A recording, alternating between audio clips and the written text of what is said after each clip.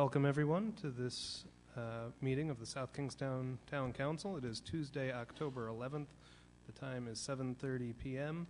Our first order of business is the pledge to the flag. I'm going to invite Edwin Madden up here to lead us.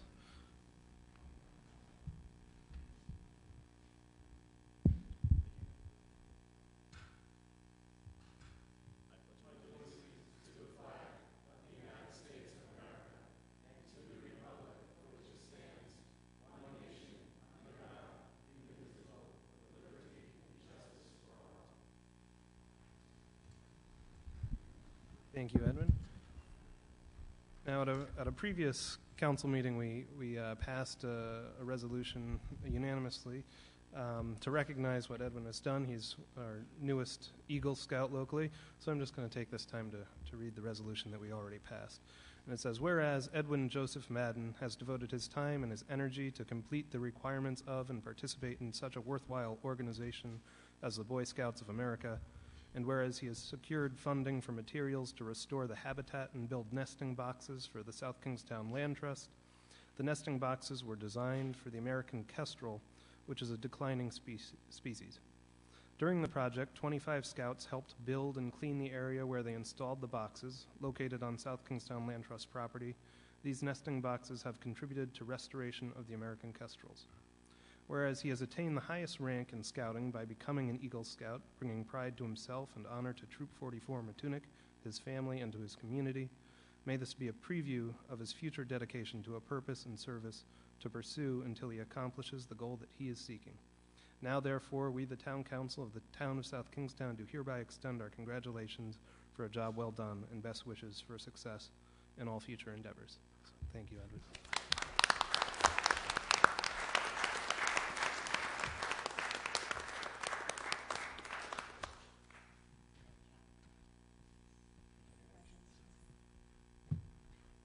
Seen the kestrels in Matunic myself, so good work. All right. Will the clerk please take the roll? Council President Collins. Here. Council Vice President Healy. Here. Councilwoman Clow. Here. Councilwoman Gledhill. Here. Councilman Veely. Here. All members present. Thank you. Item 4 on the agenda is the approval of minutes of previous meetings. I make a motion to approve item 4, A and B, as presented. Second. So moved. Any discussion? All in favor, say aye. Aye. And that motion carries unanimously. Item 5 is the consent agenda. I make a motion to approve item number 5, the consent agenda. Second. So moved. Any discussion? All in favor, say aye. Aye. And that motion carries unanimously. And this is a quick-moving agenda. It brings us to item 7, the public hearing. This is a public hearing. Oh, there I'll see. A public hearing relative to an application requesting proposed amendments to the zoning ordinance to allow solar power generators farm installation. This would be by special use permit on farmland in R200, R80, Industrial 1, Government Institution, OS, HFD overlay zoning districts, as shown on Exhibit 1 attached to your agendas. This application is by Northeast Solar and Wind Power, by Vito Buonamano, manager of Smith Street in Providence. Council President. We have a couple of communications to read into the record. Communication dated October 6, 2016, from Henry B. Wright III, President, Board of Directors, Rhode Island Farm Bureau, endorsing the application on tonight's agenda. And another communication dated August 12, 2016, from the Planning Board to the Town Council, expressing that it does not recommend the Council approve the application tonight. It is the view that solar power installations represent an emerging and complex policy and regulatory environment for the town to consider. In this regard, They recommend that this issue be incorporated into their overall work program, specifically recommending that the board take the lead with staff and other issue stakeholders and conduct a comprehensive review and analysis of this issue and craft policy and regulatory recommendations addressing solar power considerations broadly across the community versus a piecemeal approach. And that's it. Hello, President Abel. My name is Diane Izzo. I'm an attorney with Gorham and Gorham Situate. We represent the applicant in this matter, who is with me this evening. This is Vito. Vito, come here and say your name for them.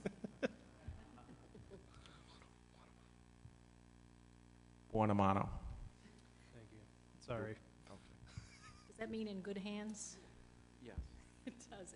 And he just informed me that he's also an Eagle Scout.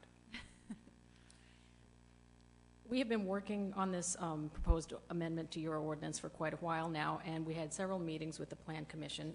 Needless to say, we were pretty disappointed that we didn't win their recommendation, and kind of surprised that they would say that making this proposal for this very tailored 1 acre solar installation on farmland. It is a very specific and narrow application of solar installations.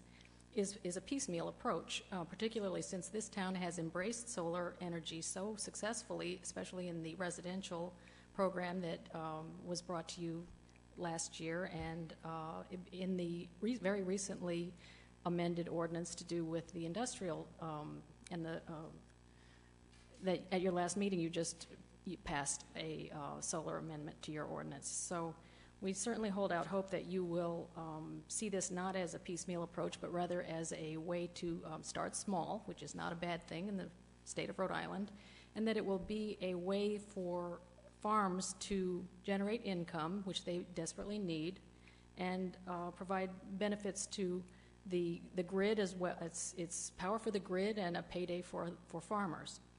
One of the statements that was made in the Plan Commission's letter is that it would provide primary benefits to the operator of solar installations and secondary benefits to landowners, and we really see no problem with that. That is exactly what it does.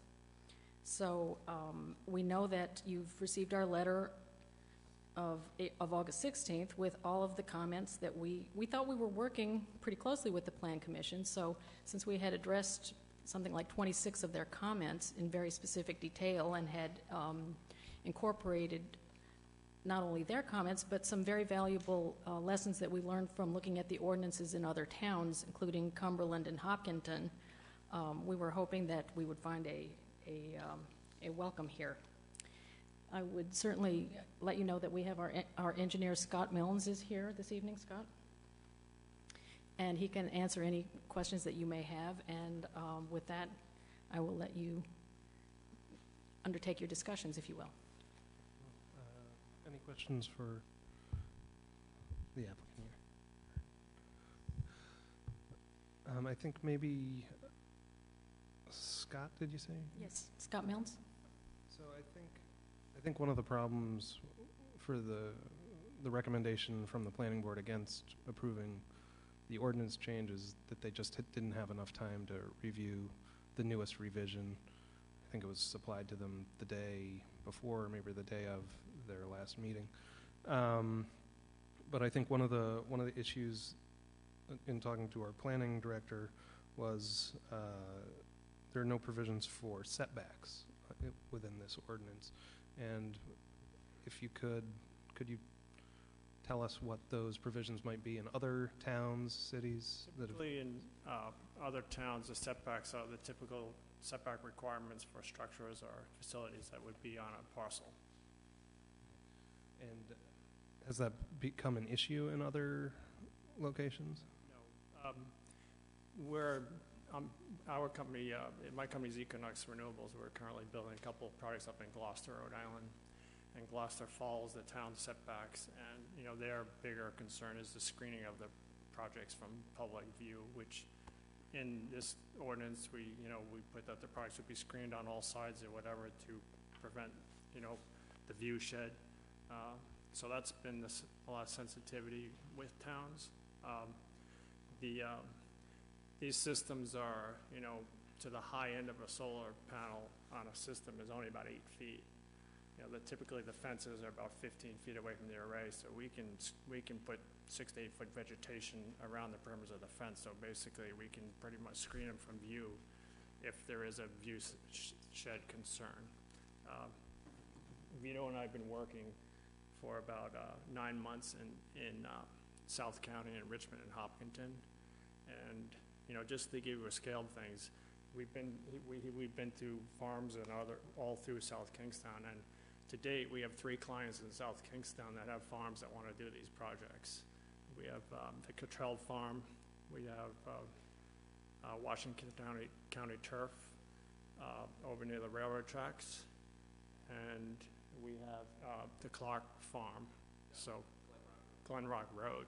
So we haven't been inundated with farms that want to do this, and it's just, they're not going to, all of a sudden when this comes about, they're not going to be popping up all over the town. It's just we haven't had much coming from, the farms. So, and it's, we're talking about this year with the droughts going on, the farms and farms struggling, and I'm sure some of the farmers will come up and speak, but, this gives these farmers, no matter what drought they have or anything, this is going to give them yearly revenue streams for the next 20 years. That will help pay property taxes, help keep the farm going, and, it's just a positive way, to do things. So, that's the way we look at it, and we're not coming into the town saying, there's 5 megawatt projects and 10 megawatt projects going all over, Rhode Island. And Rhode Island has a program to, a feed-in tariff to promote projects of this size. It's called medium scale solar. And other towns are doing it, and, the idea is that we put restrictions in here that would give you guys the capability to control what is put in the town and where it is.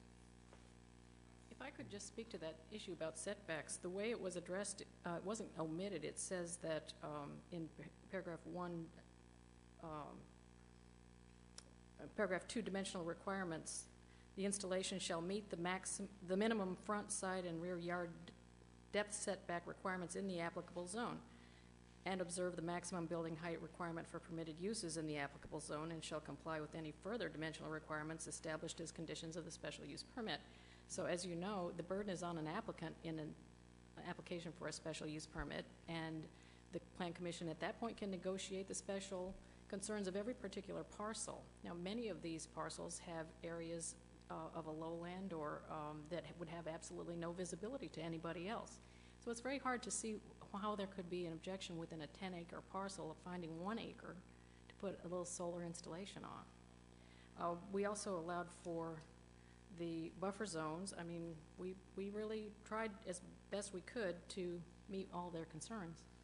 I think given just a little more time, they might have come around. And we did meet with the Conservation Committee. We had a workshop with them, and we took their input with, even small things like for holes in the fence for small animals to get through.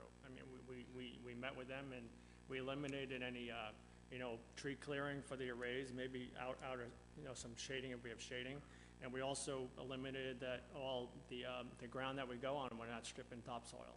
And these systems, it's a 20-year system, and 20 years from now, the system, we have no foundations. The system, we pull the solar array out, it's a field sitting there. It's not a permanent structure. It's a 20-year tariff with the state. So, we're not tearing up the ground and stripping, topsoil and clear cutting trees. And it's in this ordinance, it spells that all out.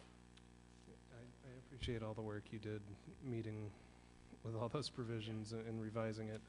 You've done a lot of work. Been helpful. The planning board, they had some other concerns, but we tried to put everything in there that was addressed by both boards. Another question is how does this deal with conservation easements on protected lands? We've attended several meetings with the Agricultural Land Preservation Commission, and they are wrestling with how to do modifications of those preservation agreements now.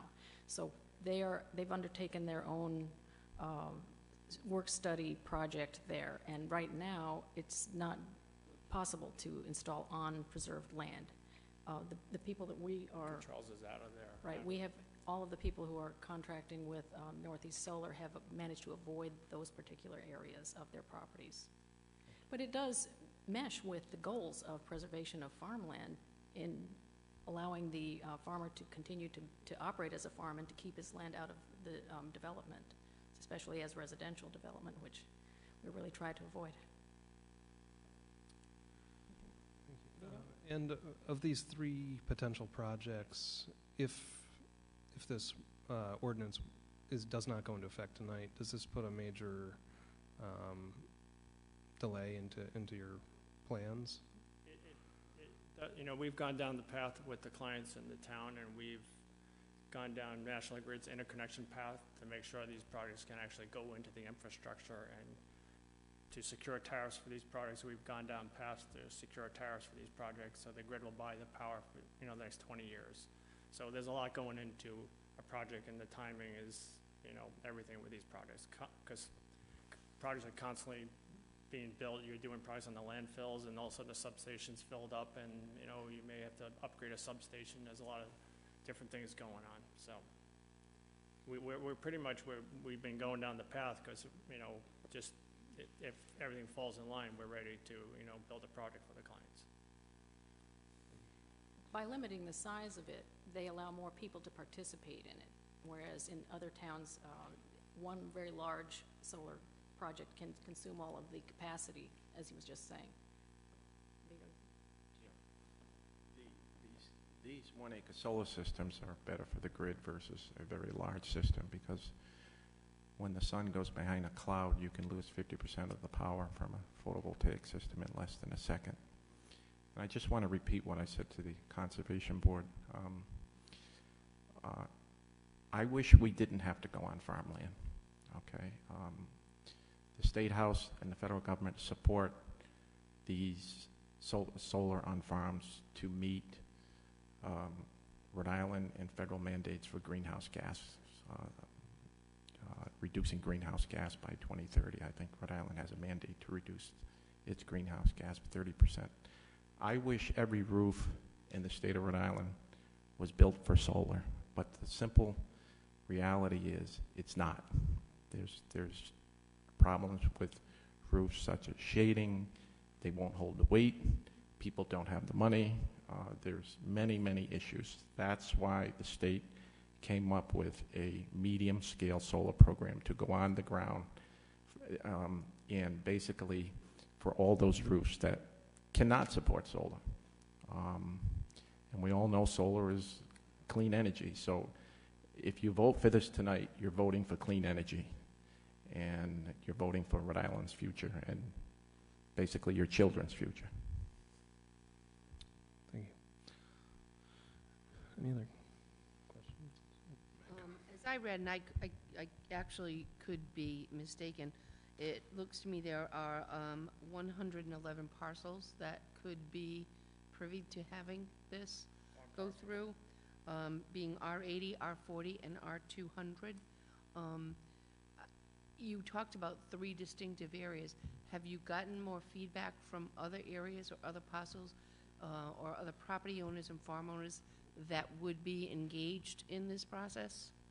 Now, we reached out to a lot of farmers, and we've been in the field talking to farmers, and like I said, we have 3 over the last 6-9 months. We have 3 clients in the town, and of the 111, farms that you may talk about, the question is, to have these projects, we need three-phase power at the site, and probably 50% of those farms have single-phase power. If they have single-phase power, we can't do a project. If 3-phase is far from where we need to put the system, it makes the economics of the system not good. So there's a lot of underlying, utility issues with a project. Thank you. As the proposal is written, I think it's a great alternative for farmers, especially ones that, during a drought season or just in some of the aging farms that we have here in South County where they need different ways to supplement their income. I think this is a great alternative to selling their farms. And I really applaud what you're doing, and I think that it's a great initiative.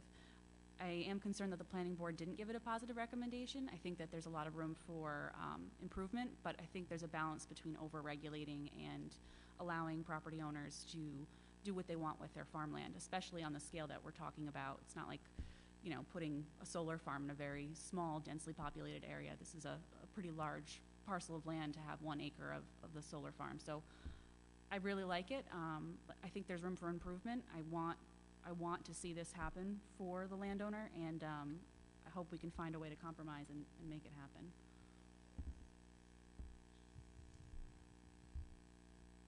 Other questions for the applicant? Just see, I see a whole bunch of people here, so I'm really curious to see what's on everybody's mind. All right, yeah.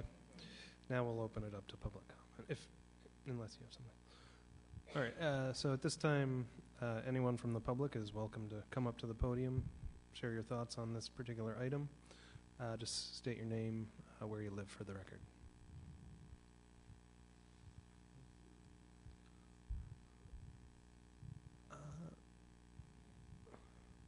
Yeah, sure.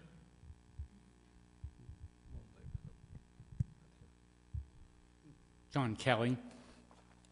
Listen, what is going to happen with the power that's generated by the solar panels? Is that used within the farm, or is it tied into the grid? It's to the grid. It's tied into the grid? Yes. Now, is that going to change the rates for people now getting electricity from the grid? Maybe Vito can answer that. In most cases, the solar array is very close to where the farm draws its power. So essentially the farm will be using clean energy. And as far as changing the rates, right now these 1 acre solar systems, the electricity is a little bit more expensive at this particular point in time, but as electricity rises at a 2.5% escalator every year for 20 years, at the end of there will be a point in time where we reach an equilibrium and solar becomes less expensive than conventional fossil fuels. Does that answer your question, sir? Sort of.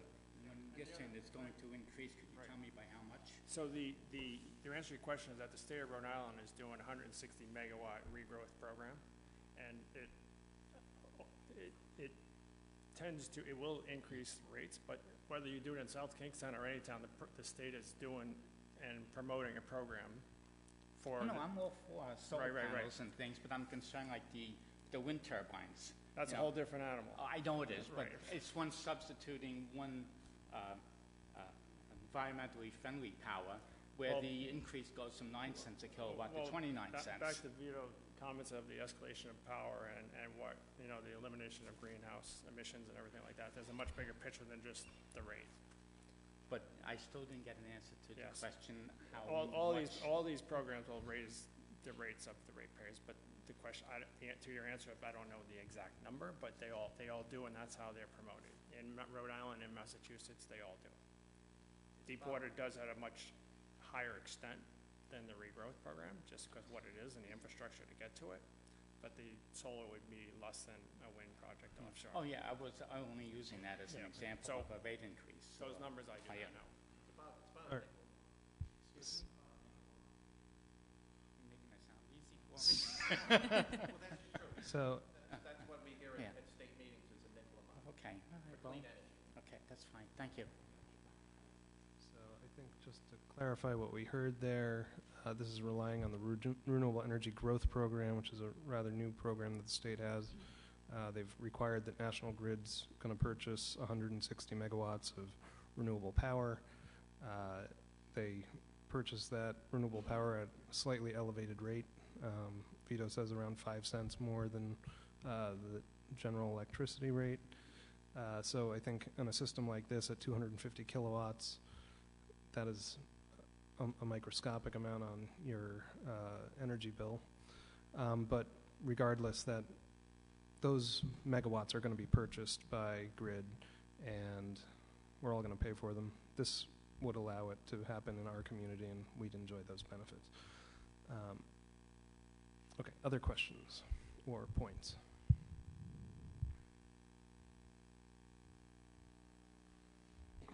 Hi, I'm Hannah Marini, 169 Narragansett Ave. This is a great thing that the town is doing. I'm excited that you're going in this direction. The only observation I have is that for a special use permit, which means that it does have to come before the town, and the town, basically in a special use permit, the town can ask for anything you want at that point in time. I think that it seems like for a project that's going to have to go through a special use permit process anyway, to me it seems restrictive.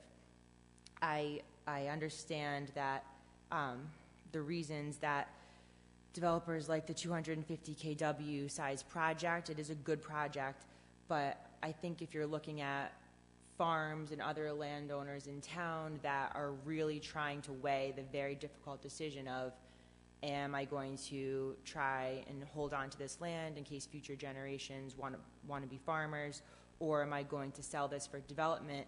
I think that for projects that are going through the special use permit process anyway, that line in the sand of 250 kW, it could be bigger, or you could make some size projects not have to go through special use permits. So I admit I'm a little late to the game as far as the details of this ordinance go, but those are just some observations that I had. I think that there are farms that if it was a slightly bigger project that was allowed, they may be more apt to make that decision of, we're going to we'll not farm a few acres for 20 years, and then maybe after that, after the 20-year project, after the regrowth contract, they'll be able to, either put it back into farmland or do something else with it at that point in time. So that would be my only comment about this. And I do really like the fact that they specified native plants for the setback and for the visual barrier. I think that's really important to make sure that the projects blend in with the surrounding areas as much as possible. Thanks.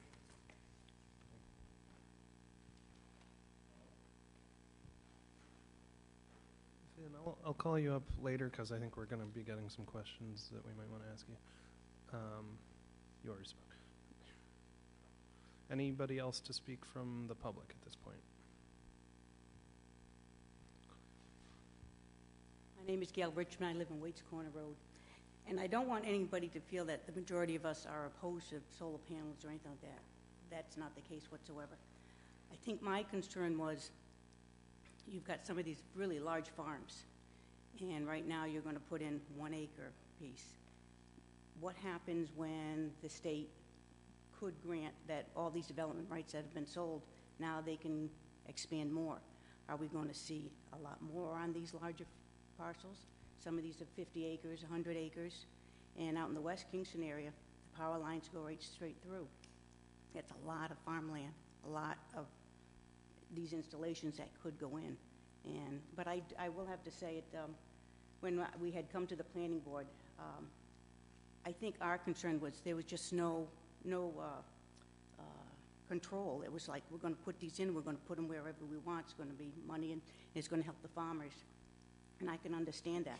But like with anything, you've got to, we just were concerned that there was going to be like no restrictions, and everybody thought it was going to be wonderful. And, we just want to make sure that things are watched over, and, they have the restrictions, not so much restrictions, that's not the word I want, but, the proper people to watch over that it just doesn't blow up. Don't open the barn door, let it all out, and then try to close the barn door. So, thank you. To answer a couple of those points, I think there are quite a few restrictions in this proposed ordinance. One of them is that the power lines would be buried. So from the solar plant to where it connects to the grid would be buried. I think what she's saying is they said that they could only do this where there was power lines. And what she's saying is there are power lines all over this farmland. So they would be able to do it virtually all over West Kingston, yeah. Right. Do they have phase 3 all over West Kingston?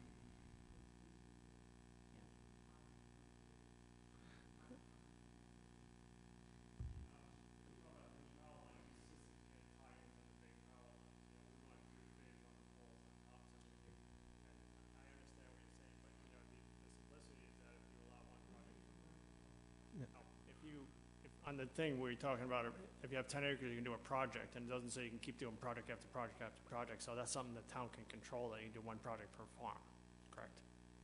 So it seems that would, right. Hi, I'm Pam Jeffrey. I'm on 1674A Ministerial Road. I happen to be a Cottrell. My great-grandfather bought the Cottrell farm before 1900, well before any people were around there. And it has been a dairy farm all this time. In 1970, there were 84 dairy farms in the state of Rhode Island. There are 14 left. I have a real concern about this not passing and going through because it is an opportunity to diversify for our family and for the farm. As you all know, we had a bad drought, but we also pay about $14 for 100 pounds of milk. You know how much you pay for a gallon. 8 pounds and 62 ounces make up 1 gallon of milk, so you understand that dairy farming is a very tough living. This is an opportunity for our farm, and I also am aware of the other 2 farms that we're talking about. We actually hay one of those farms, to be able to have some diversification and to be able to keep this. Once it's gone, it's gone. And everybody talks about this wonderful pastoral view going down Route 138. 1 acre of land with a solar panel is not going to change much at all. But losing that farm will change a great deal. And as my great-grandfather, he came here, and we're now in the 4th generation working this farm and taking care of this farm. I grew up in South Kingstown, went to South Kingstown High School, as did all my family and relatives. We're all committed to this community. We're talking about a safe, efficient plan of energy. I can give you names of people who have passed away that lived under those power lines. This isn't the route we want to go. We want this solar energy to be there. And it's a way to deviate and make some additional money for the farms and the farmers who are there. If you haven't been out to these lands, you need to go and look at them. I mean, to lose this is an absolute, I can't believe, objection to something like this. It's so simple, it's so easy, and it should be done. Thank you.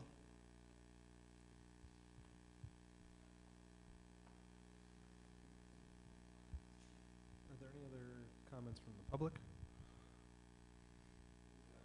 Nope. There's a few. Come on up. It's first come, first serve here.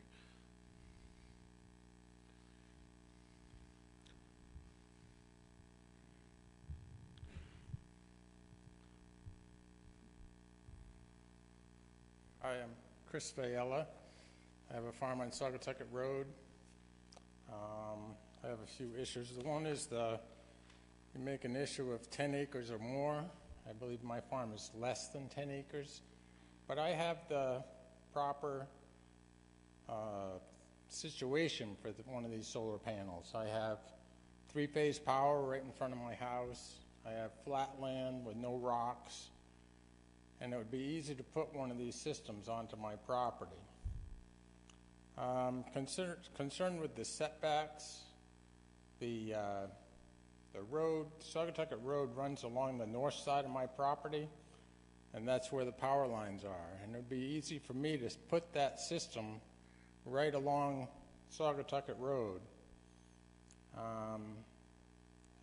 The fencing that they're going to put up, if that went right along, followed right along my stone wall, that would keep everything right up tight against the road. The systems by themselves all their power and wires are all underground, so it would make for a short run for the wires to go to the power lines. If you set that back 20 feet or 30 feet, whatever the setback is, then I have a strip of land that 20, 30 feet that I can't use going along the road. So I'd like to address that setback, be able to put that fence. They're going to put up the fence. Why don't they put it right up on the property line? Other than that, I think that a farm that's 5 acres should be able to have one of these systems put in. I don't see why we have to limit it to 10. With panels, you can still farm underneath the panels or around the panels, or in that. The other problem is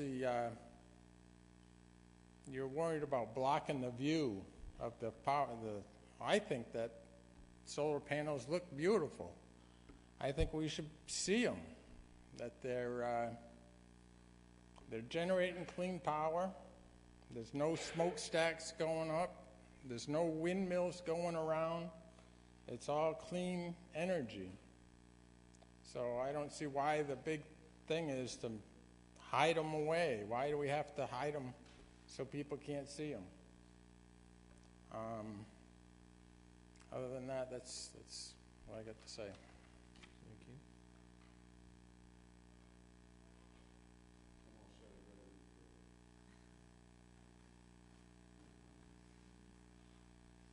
David Tacey, 319 Waits Corner Road. I'm not opposed to solar. I have solar on my own house. It works great. I paid for it. I get 100% of my power from solar. I love it. My concern is that pretty soon they're going to get the Farm Bureau, which they admitted to saying, to change their mind on the open space land and the protected lands to allow for solar areas, solar arrays in these areas. So if they do that, these solar arrays on the farms are going to get bigger and bigger and bigger, and there will be no more farms. It'll be just farming solar. So that's a big concern. That's a Pandora's box you're leaving open if they get the protected lands open to development of solar. So you got to be prepared for that, and that could be not just 1 acre on a farm. That could become the entire farm covered in solar panels, and of course meeting the setbacks. Well, This ordinance it limits the size at 250 kilowatts, which is that sort of acre-sized lot. Further changes at the state level might allow us to change our ordinances in the future and expand that size, but tonight we're just talking about these smaller systems, or medium-sized systems, I should and say. is there any tax benefit to the town to have these versus farming land? Steve, did you want to talk about tax benefit? Looks like about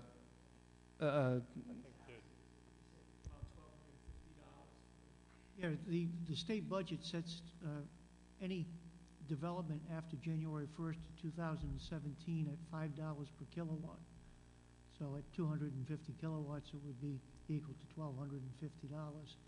As long as those regulations go into effect, they're set to go through the Administrative Procedures Act at this point, sometime, I think, in November.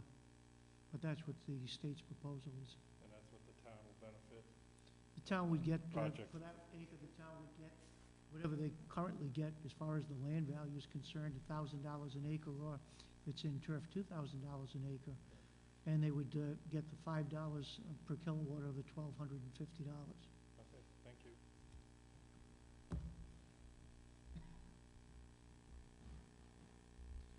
Is there anybody who hasn't spoken that would like to speak? I just have one more quick thing. And so I was reading the removal requirements section, and I think one really easy thing that would really protect the town is if the surety bond was actually taken from just the hazardous waste section in 15B, and the town could require a decommissioning or a restoration bond to be in place so that, if something happens, I'm not saying Northeast Solar and Wind or Equinox, but if there are companies that come into town that aren't around for the long haul, kind of like what we saw with the broken wind turbine at Portsmouth High School, this would protect the town from having a busted solar system in town. So I think that would be a really easy change, that it's affordable for developers, and it protects the town from, and ensures that at the end of the life of the project, the system gets taken down.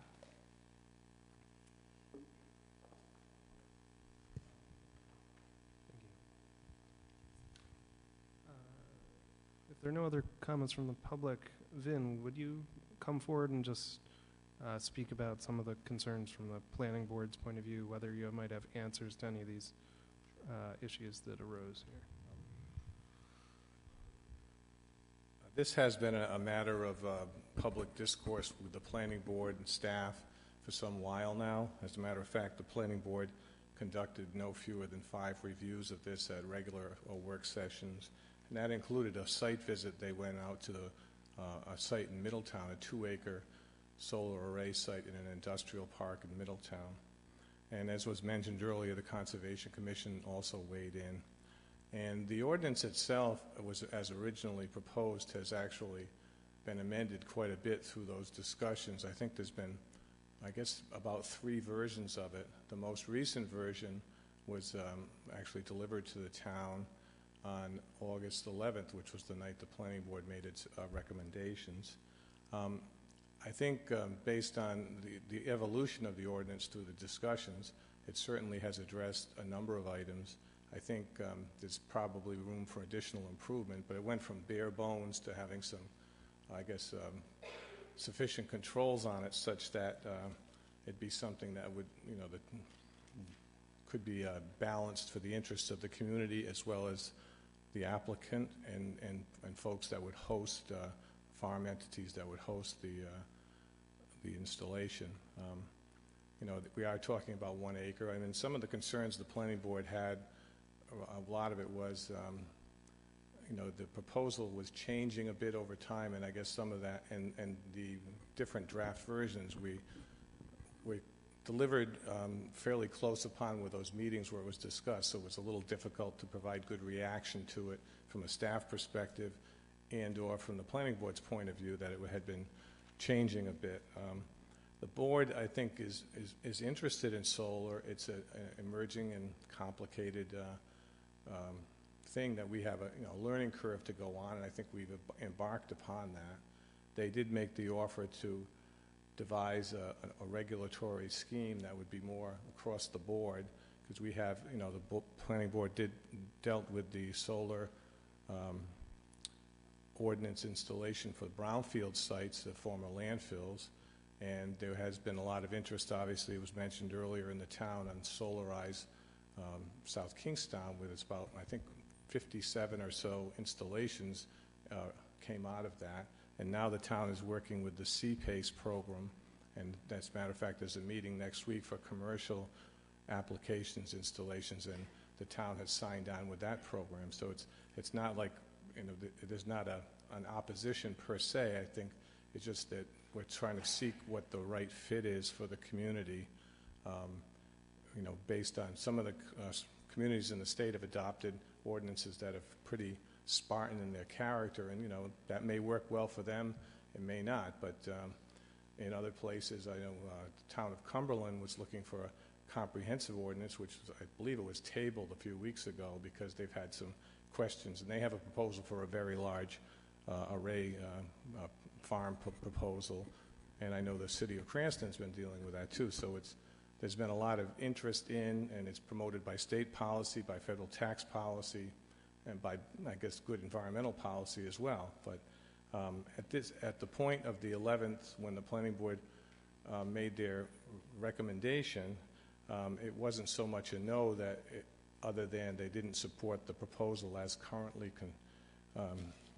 construed. So, I mean, some of the issues that they may be interested in that we could certainly explore would be, I think I mentioned the controls to achieve a fit of what essentially is classified as an industrial use in an other than industrial setting. The planning board was interested in having very much trying to preserve view shed, particularly on properties that had been, their development rights had been acquired by the state or some other conservation entity. Lighting controls, limitations to height. The ordinance as proposed, I think, references the height limitations in the different zones, but it wasn't specific to accessory structure versus principal structure, and there's quite a difference in the two. We have had some conversations with the fire district folks about concerns And this extends to actually all solar uses because it was expressed with regard to residential applications about emergency response. Buffers to the right-of-way and to adjoining residential properties is an important consideration. The allowance of the R40 zone, which is the 1 acre, the builder's acre zone in the town, that was a later addition into the mix, and it did add, we did a screening analysis, which was mentioned by Councilwoman Healy, that regarding the R200, which is essentially a 5-acre zone, the R80, R40, and open space zones, there was 111 parcels that could meet the base requirements of 10 acres with some portion in agricultural use, which is in the applicant's most recent version of the application. The application also calls for the allowance of this use in the Industrial 1, which Industrial 2 and Industrial 3. Industrial 1 zone is found in the mills in Wakefield and Peacedale and West Kingston. Industrial 2 and 3 are really up in North Road and Peacedale. Industrial 3, the heavy industrial area, and then Industrial 2 is up on the westerly side of Rose Hill Road, and it's really only about a half a dozen parcels, including the Rose Hill Golf Course. Originally, the application proposed the high flood danger overlay zone, which is an overlay down along the coast, and that was removed, and I think that's an improvement. I mean, it has evolved into a better state, whether I think at this point there's probably more work to be done. The Planning Board has made the offer to conduct such work in concert with staff and other interested parties, and, you know, I think we could, working together, come up with something that probably uses this as a base, particularly for this class of use, and develop something that would be more global in terms of addressing the broad community interests in a good fashion.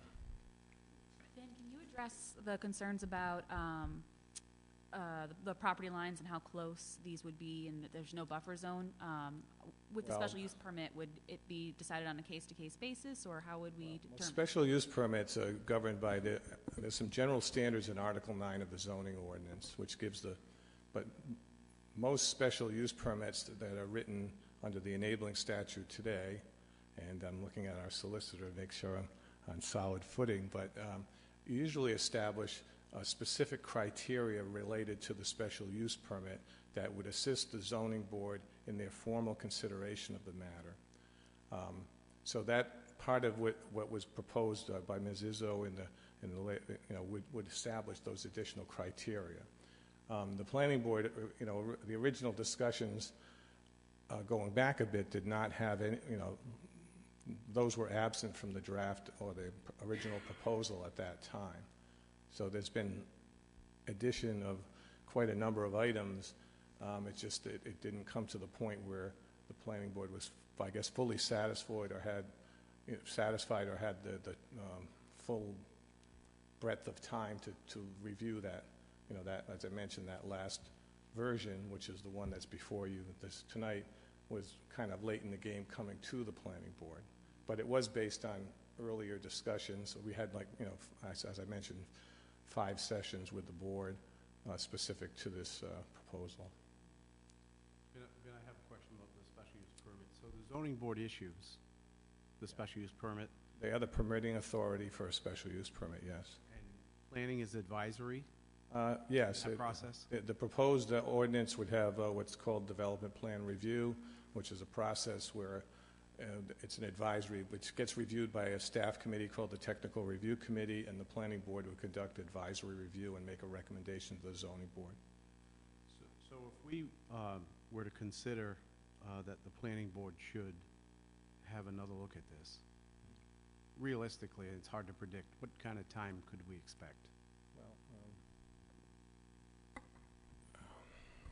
Probably minimally a couple of months to have an opportunity at work sessions for them to review some additional thoughts that either staff might have or other. We always often look to other jurisdictions to see what best practices in the regulatory industry, so to speak, are. But you admit we're sort of quite a ways down this road, so. Yeah, no, I mean, no question about it. This is an improved product versus the initial foray in terms of the application.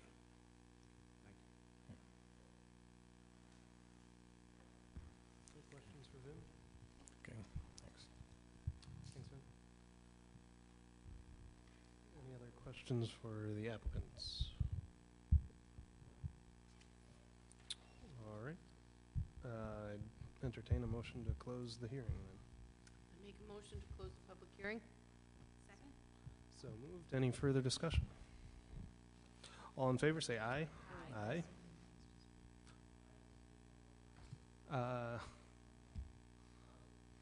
I'm sorry, I closed it. You've closed it, and you cannot reopen it now without advertising. All right. Do I hear a motion on this this proposed ordinance? Well, I think, I appreciate everybody's comments and concerns. I think South Kingston is very supportive of solar power. I don't believe anybody in this room is against this. I believe what I'm hearing is there's just, it's a little premature. I think we'd like our planning board to take a look at it before, we open that Pandora's box.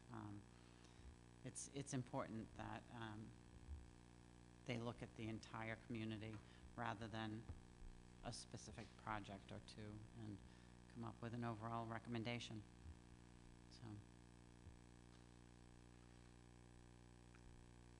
So do you want a motion there? Yes, I need a motion.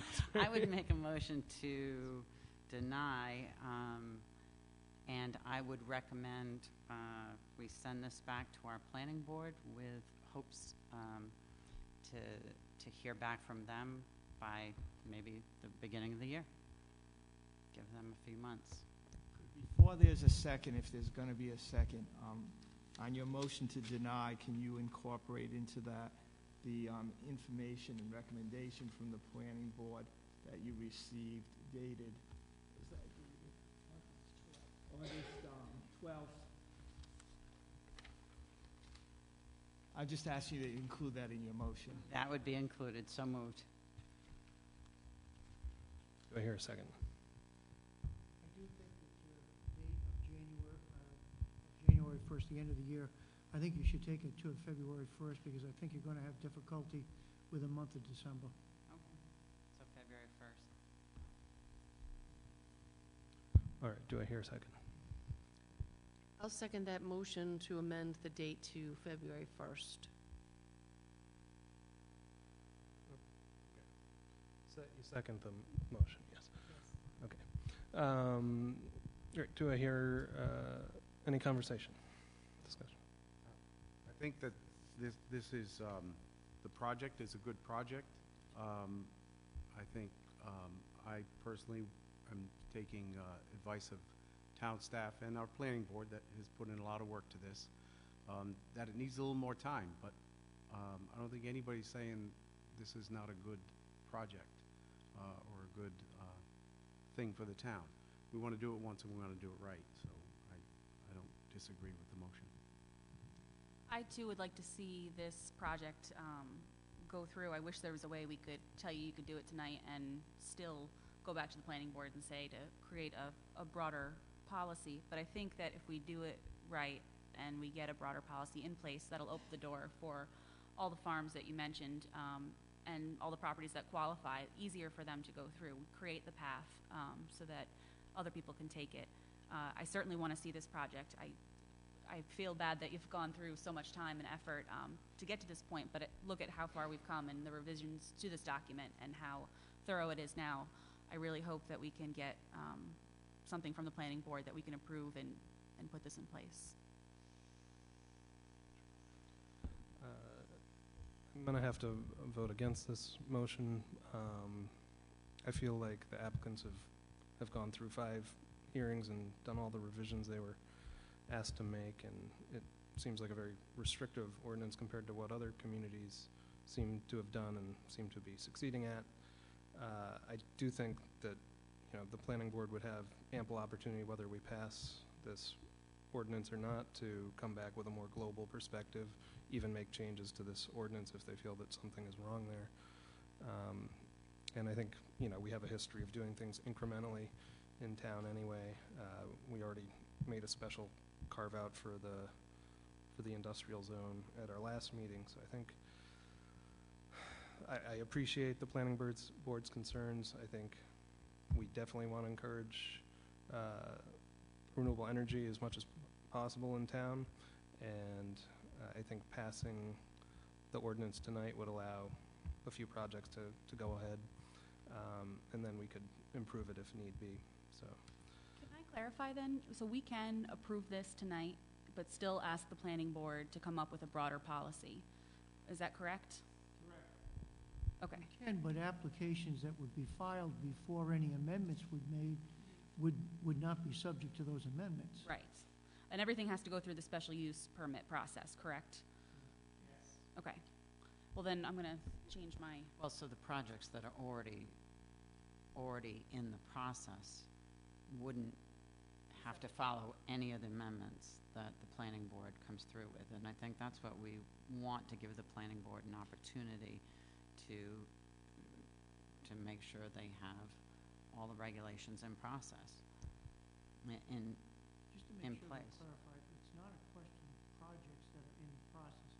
This is an amendment to the zoning ordinance that would allow or enable applications to be brought forward.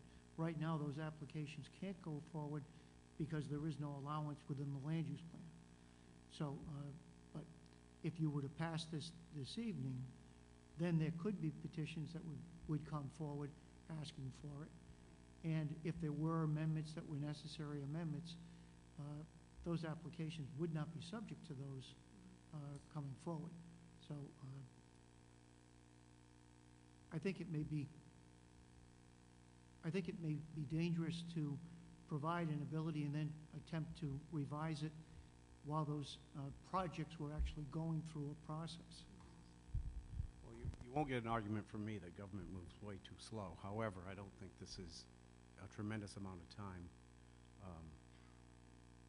to finish the process. It's just a few months. I think conceptually the plan is good. Everybody likes renewable energy. Everybody is looking to more solar power. However, I guess my own individual thought is I don't want to put the cart before the horse. And I think knowledge is power. So I'm not opposed to having this go back to the planning board to really delineate what stipulations there are, so we can bring this forward in the most positive manner for the people who are very interested in doing this on their properties.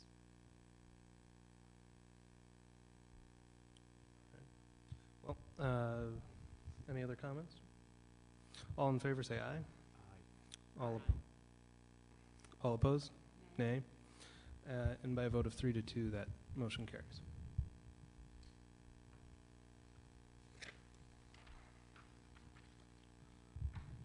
And that brings us to item 9 on the agenda, which is comments from interested citizens.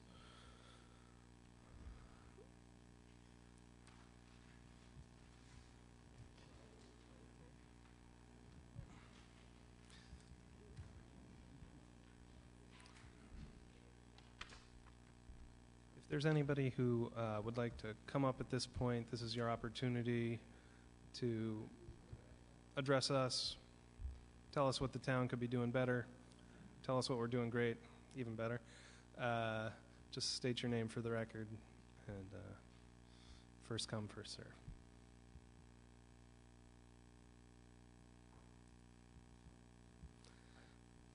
Scott Mills, Econex. I just want to thank the council for listening to it. I understand all the points.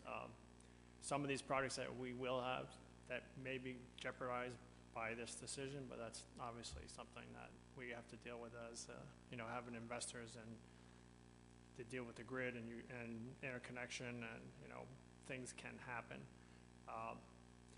As far as the project, we were not going to bring any products into the town, and if you passed it and do it, obviously we want to work with the town, and we wish there was a way that we could make that work, like I said, we have 3 clients and they've waited a long time to get to this point.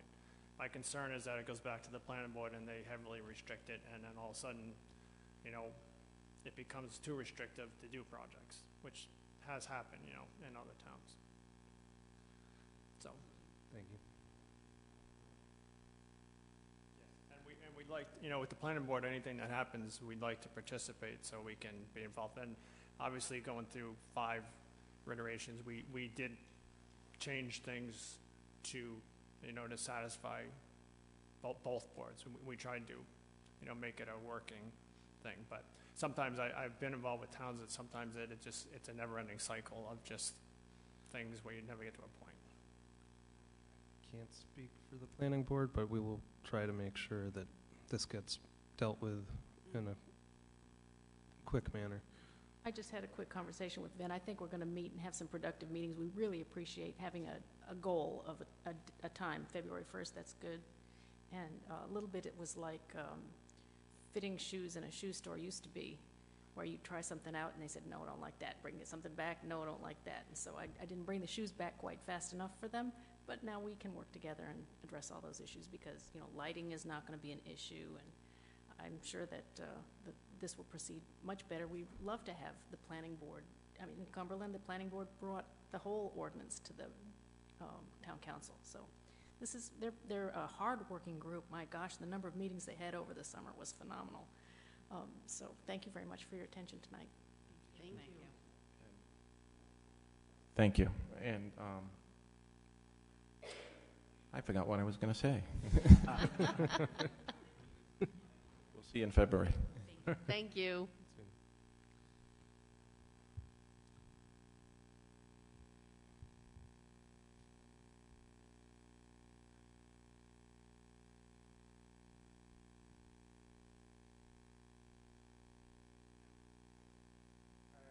Chris Vayella on Saugatucket Road. I have a few problems with the traffic lights in town. I don't know if you guys are the ones to talk to or not, but the traffic light on 108 and Saugatucket does not favor Saugatucket at all. We get like, it's green for like 5 seconds, 10 seconds. You get 2 cars through at the most, and cars back up and line up right there.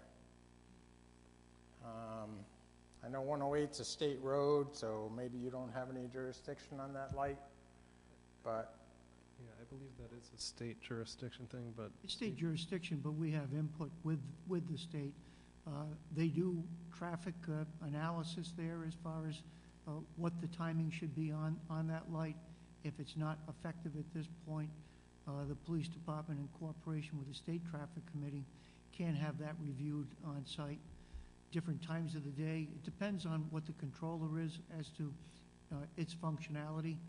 That intersection is scheduled for upgrade in terms of the traffic signal and pedestrian crossings. I'm not sure where that stands in the schedule, but I can get that information back. And as far as Chris is concerned, we can get the information to him. We can look at it, and we will. The other traffic light I'm concerned with is the one at Dale Collier Corner. They have a pedestrian crossing there. So people push the buttons and the lights. When they push that button, all the lights turn red for 37 seconds. The guy that crosses the road is up the street halfway to Shaw's by the time that the lights start changing again. I understand at the time that they put those lights in, there was a tragic accident with a handicapped person that was crossing the road, and somebody pulled through and made a left turn and ran some lady over. But I have never seen a handicapped person at that intersection.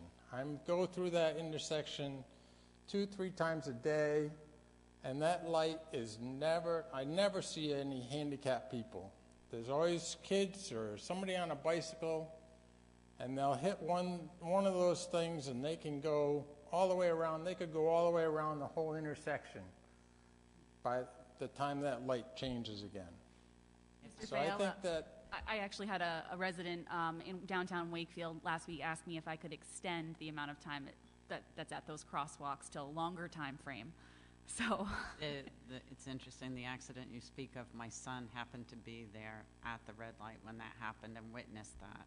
And it was tragic, and all I can say is when you're sitting there and you have to wait those extra few moments, it's worth it, because we can't risk losing one life. I would rather wait at a light, and so it is an inconvenience, but it's worth saving a life. So One of the other issues is that there is a good deal of pedestrian crossing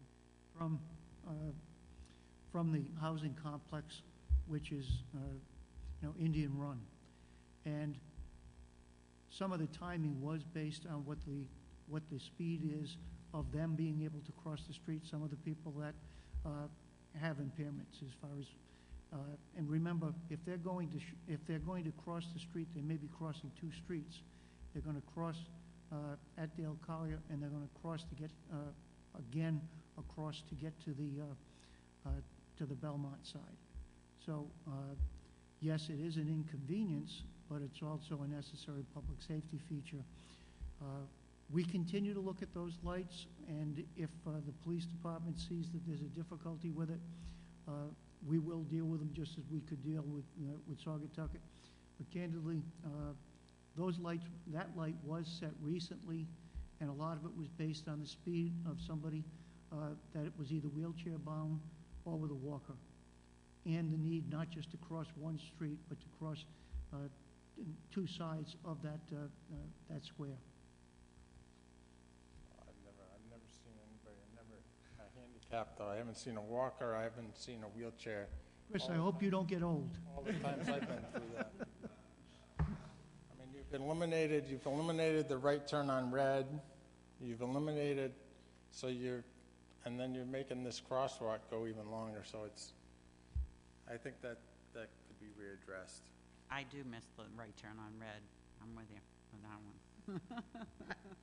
I missed that too, but I don't think that we need that decision again. I think that's state property, so that was what DOT actually implemented for Dale Collier Corner. Any other public comments at this time? Very good. Comments from council members? I was just going to say the Wakefield Village Association had their Oktoberfest celebration a few weeks ago, and despite the rain, it was a huge success. Some of the money that they raised is going to go towards the study with URI on the Saugatucket River, and will help with some initiatives that the Wakefield Village Association has in place. So I just want to say thank you to the community that came out despite the lousy weather. We had thousands of people, way more than we expected, and we were just so pleased with that. And I'm really proud to be a member of that group and see the progress that they made and the money that they raised, and what they're spending it on is really going to benefit the whole community. So thank you to everyone that came out. I would just like to mention that the Peacetown Congregational Church right now has a lot of pumpkins out front. It's Pumpkins for a Purpose, and if you go there and purchase a pumpkin, the money goes to benefit the Welcome House. So I took my grandkids over there the other day, and they picked them out, and it's a lot of fun, and I certainly recommend everybody going there. Also, this Saturday, we have the Chalk It Up for Bullying happening right on Main Street in Wakefield. If you get a chance to go there, it's from 11 to 2 p.m. Bring the kids down. The kids draw on the sidewalks. It's a really fun day, a good event for everybody. So I hope you can all make it.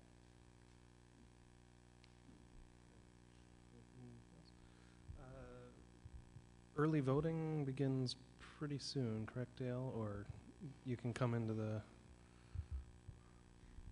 The deadline date for regular mail ballots is October 18th at 4 o'clock in the afternoon. At 8:30 a.m. on October 19th, you can execute a emergency ballot in the office of the town clerk, up until 4 o'clock the day before the election, November 7th. Thanks, Dale. Well, with that, I think we can turn it over to the town manager. Council is aware that on an annual basis, based on charter requirements, we issue an annual report for municipal services.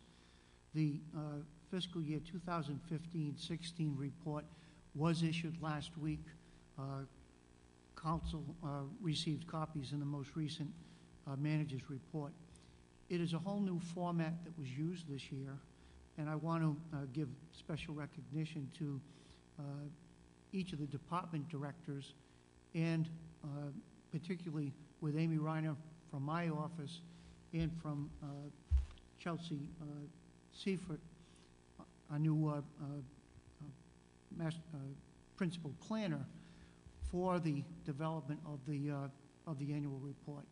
It's the first of its kind. It provides really fun facts about the community, as well as detailed facts as to the different services. It's broken down into 19 different program elements that looks at the services within public services, public safety, general administration, town council goals and objectives, and relates each of those to budgetary requirements.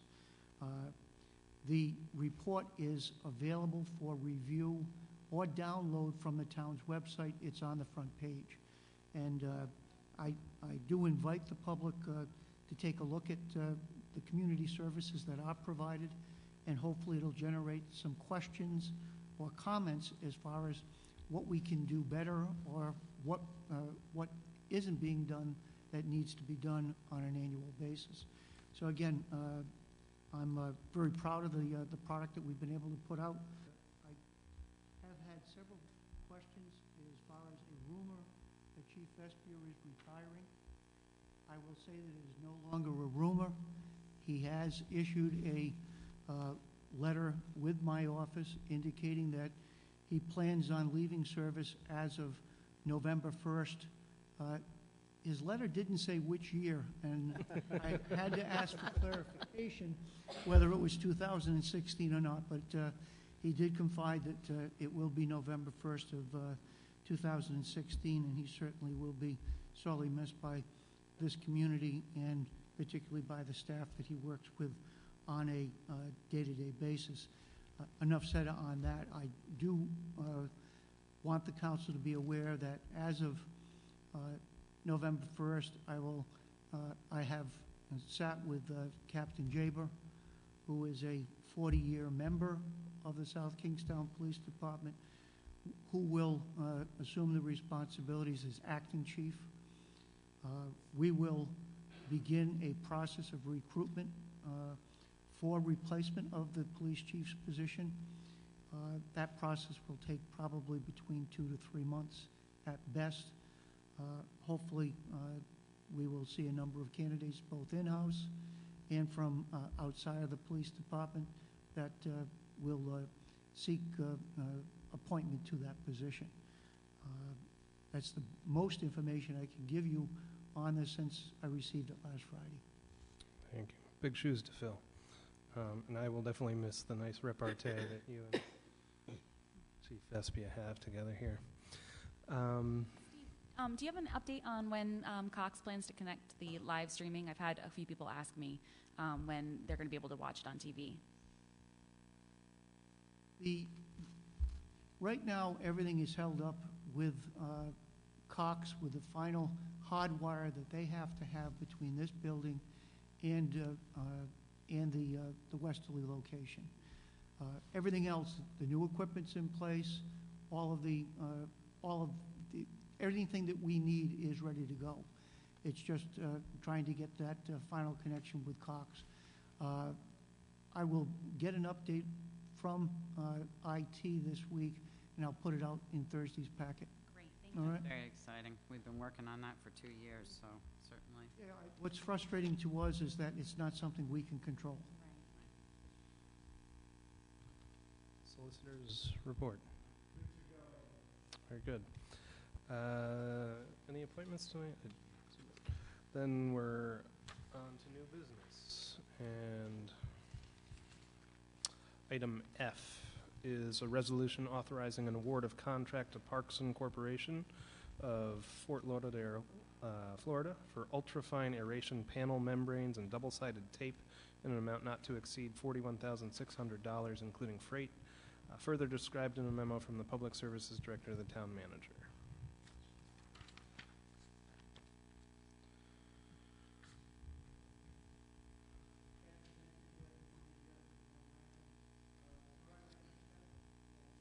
Yes, yes.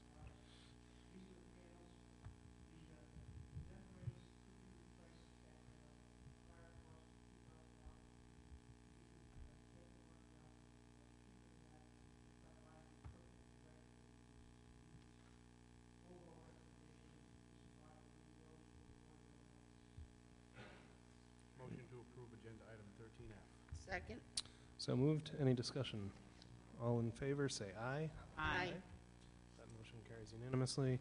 Item G is a resolution authorizing an amendment to an award of bid originally granted May 26, 2015 to Hart Engineering Corporation of Cumberland for the Silver Lake Pump Station and Kingston Pump Station improvements from an amount not to exceed $357,000 to an amount not to exceed $441,646, including a $20,000 contingency, further detailed in a memo from the Public Services Director to the Town Manager.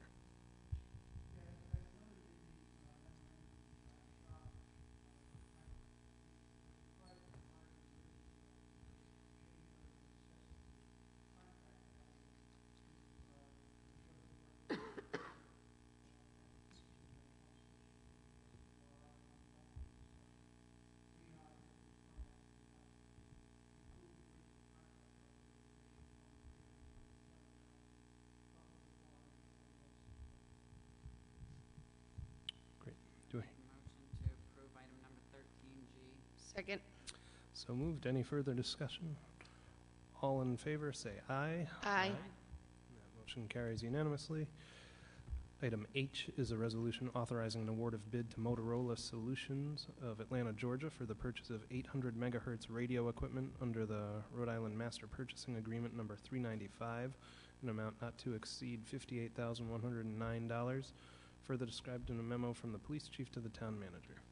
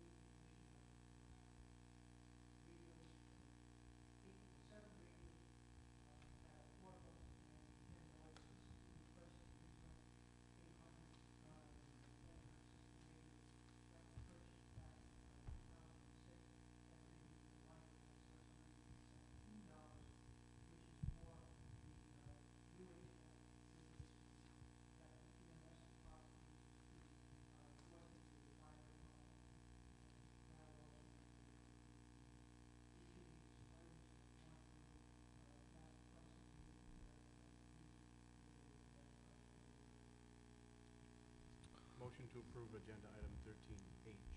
Second? So moved. Any discussion? All in favor, say aye. Aye. That motion carries unanimously. 13J is a resolution authorizing an award of contract to WB Mason Company of Bald Hill Road in Cranston for general office supplies, standard paper, toner, under the Rhode Island Master Price Agreement number 105 from June 30th or through June 30th, 2019. With two one-year renewal options, further detailed in a memo from the procurement administrator to the town manager. Item J is an award to WB Mason catalog of office products. We have used this service for many years. It's under a master price agreement. They will provide discounts from the catalog between 33 and 71%. This contract will go for a specific period of time through 2018, and then there will be additional year options available to us if we're still satisfied with that service level. So there's no dollar amount that's listed here. What we try to do is provide uniform acquisition of the office supplies as well as janitorial supplies, which is the next item. So I'd recommend the council award the contract as presented here. I make a motion that we approve item number 13J, and just with a question, could we also at the same time, because it's the same vendor, approve 13K, or does that have to come separately? Yeah, 13J and 13K are both to WB Mason. One's for the janitorial supplies. They are at different periods of time. So you could approve both of them together, but they would be in accord with the resolution as presented, because one is through June of 2019, and the janitorial is through March of 2018. And there are different option periods listed thereafter. But if you use both resolutions, that'll be fine. Then I make a motion to approve item 13J and K as presented on the agenda. Second. Any discussion? I got to read a little bit about this K in our packet. It seems like a great way to save money for the town, Steve, so thanks for doing that. All in favor, say aye. Aye. That motion carries unanimously. You guys missed a great pun from Joe here. Item L is a resolution authorizing an amendment to a contract with Geyser Engineering Corporation of Riverside, Rhode Island, under the Rhode Island Master Price Agreement number 3418311 for materials testing and inspection services for the Community Recreation Center project from an amount not to exceed $10,000 to an amount not to exceed $14,000. Further described in a memo from the Leisure Services Director to the Town Manager. Terry, do you want to speak to this one, if briefly?